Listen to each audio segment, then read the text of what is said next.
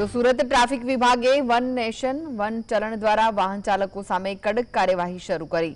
Over સ્પીડમાં ચલાવતા વાહન ચાલકોના ઈ ચલણ તાત્કાલિક મોબાઈલ પર જનરેટ થશે। સ્પીડમાં વાહન ચલાવતા લોકો સામે દંડની કાર્યવાહી કરવામાં આવી રહી છે। ઓવર સ્પીડ વાહનોથી થતા અકસ્માત અટકાવી શકાય તે માટે ટ્રાફિક પોલીસે પ્રયાસ હાથ ધર્યા છે। વાહન ચાલકોને ટ્રાફિક વિભાગ દ્વારા અપીલ કરવામાં આવી છે કે વાહનો ધીમે ચલાવો અને અકસ્માતમાં ઘટાડો લાવો।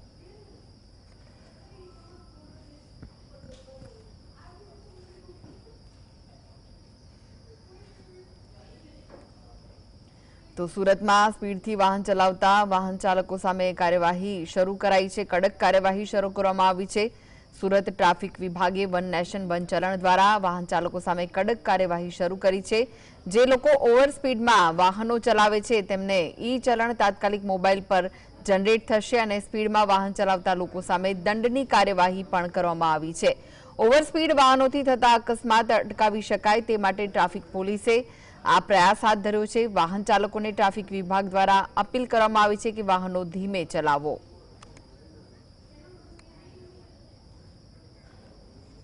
तो आ विशेष વધુ માહિતી માટે જોડાઈ ગયા છે સુરતથી સંવાદદાતા સાહિસ। જે વાહન ચાલકો સ્પીડમાં વાહન ચલાવે છે તેમની સામે હવે કડક કાર્યવાહી હાથ ધરાઈ છે, શું વિગતો મળી રહી છે?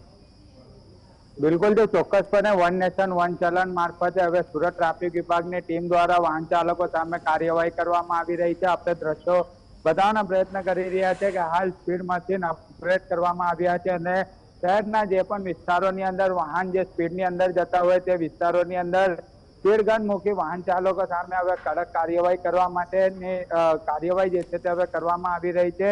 એટલું જ નહીં પરંતુ વાઈ જંકશન હોય કે પીપલોદ સહિતના અલગ અલગ વિસ્તારો હોય જ્યાં સ્પીડમાંથી વાહનો આવતા હોય તેમની સામે કાર્યવાહી કરવામાં આવી રહી છે। જે રીતના ટ્રાફિક વિભાગના એસીપી આપણી જોડે ઉપસ્થિત છે, એમની જોડે વાત કરીશું। સાહેબ, પહેલાથી સ્પીડ ગન હતું પરંતુ અપગ્રેડ કરવામાં આવ્યું છે, હવે કઈ રીતની કાર્યવાહી કરવામાં આવશે અને કેટલા સ્પીડ ગન મશીન સુરત શહેરની અંદર અવેલેબલ? સુરત શહેરના પોલીસ કમિશનર સાહેબે આ સૂચના કરેલી અને સ્પીડ ગનને અપડેટ કરવામાં આવી, જેથી કરીને આ અપડેશન એવું છે કે જે તમામ સ્પીડ ગન છે એને વન નેશન વન ચલણ સાથે ઇન્ટિગ્રેટ કરવામાં આવ્યું છે। એટલે હાલ કોઈ પણ વાહન હાઈ સ્પીડથી જતું હશે, જેમ કે દરેક વાહન ટુ વ્હીલર, થ્રી વ્હીલર કે ફોર વ્હીલર એની ગતિ મર્યાદા નક્કી કરવામાં આવી છે। એ ગતિ મર્યાદાથી ઉપર જાહેરનામાના જે સૂચનો છે એની ગતિ મર્યાદાથી ઉપર જે પણ વાહન જશે એને ડાયરેક્ટ ઈ ચલણ આવશે, જેથી કરીને વાહન ચાલકને તાત્કાલિક ખબર પડશે કે મારું વાહન ચાલક જે ઓવર સ્પીડથી થઈ જશે। જનરલી જોવામાં આવ્યું છે કે જેટલું પણ એક્સિડન્ટ થયું છે એમાં ક્યાંક ને ક્યાંક રફ ડ્રાઇવિંગ હોય છે અને એ ટાળવા માટે અમે સુરત શહેરમાં 31 જેટલી આવી સ્પીડ ગન છે એને અપડેટ કરી અને વન નેશન વન ચલણ સાથે ઇન્ટિગ્રેટ કરી હાલ કાર્યરત। સાહેબ, જે રીતના વાહન ચાલકો કોઈ એમરજન્સી સેવા માટે જતા હોય છે, સ્પીડમાં હોય છે, તો એમને ઈ ચલણ મારફતે મોબાઈલ પર મેસેજ આવતો હોય તો કઈ રીતની એમને સમજણ કરવામાં આવશે અને ખાસ કરીને ટ્રાફિક વિભાગ દ્વારા આ નવી પહેલ શરૂ કરવામાં? ખાસ કરીને અમારા ઈ ચલણ વિભાગમાં તેમજ અમારા જે પણ આના ઉપર ઓપરેટર્સ છે, અધિકારીઓ છે જે આ સ્પીડ ગનનો યુઝ કરી રહ્યા છે એમને અમે એકની તાલીમ આપવામાં આવેલી અને એમાં જે ફાયર બ્રિગેડ હોય, પોલીસ હોય, એમ્બ્યુલન્સ હોય, જે ઇમરજન્સી વાહનો છે એ તો પેલી આઈડેન્ટિટી ફાઇલ થઈ જાય ને એમનું ઈ ચલણ આવી જાય તો એક એપ્લિકેશન દ્વારા એને ઈ ચલણ વિભાગ દ્વારા અધિકારીઓનો અભિપ્રાય લઈ અને એને ફાઇલ કરવાની અને રદ કરવાનું અમારે ત્યાં સિસ્ટમ છે એ પ્રમાણે અમે કરીએ છીએ।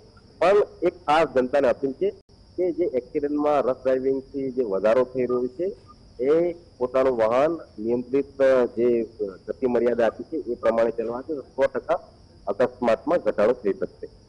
બિલકુલથી અકસ્માતમાં ઘટાડો થઈ શકે તેવી અત્યારે અભિપ્રાય જે છે તે સુરત ટ્રાફિક વિભાગના એસીપી દ્વારા આપવામાં આવી રહી છે। એમરજન્સી વાહનો જતા હોય તેમને પણ જે છે તે દંડથી બાકાત રાખવા માટેનું પણ તજવીજ જે છે તે હાથ ધરવામાં આવી રહી છે। પરંતુ જે મશીન છે તે પહેલા પણ હતા પરંતુ હવે અપગ્રેડ કર્યા બાદ હવે વાહન ચાલકોને તાત્કાલિક ધોરણે મોબાઈલ પર મેસેજ આવી જશે કે સ્પીડમાં તમે વાહન ચલાવી રહ્યા છો અને દંડ દ્વારા તમારી સામે કાર્યવાહી કરવામાં આવી છે। એટલે વન નેશન વન ચલાન મારફતે હવે કાર્યવાહીનો દોર હવે સુરત ટ્રાફિક વિભાગ દ્વારા શરૂ કરી દેવામાં આવ્યો છે અને ખાસ કરીને સુરત ટ્રાફિક વિભાગની ટીમ દ્વારા સુરતના જનતાને પણ અપીલ કરવામાં આવી રહી છે કે અકસ્માત ઘટાડવા માટે વાહનો ધીમે ચલાવવામાં આવે। કરવામાં આવી છે. જી જી જી, આભાર સાહિદ સમગ્ર માહિતી આપવા માટે.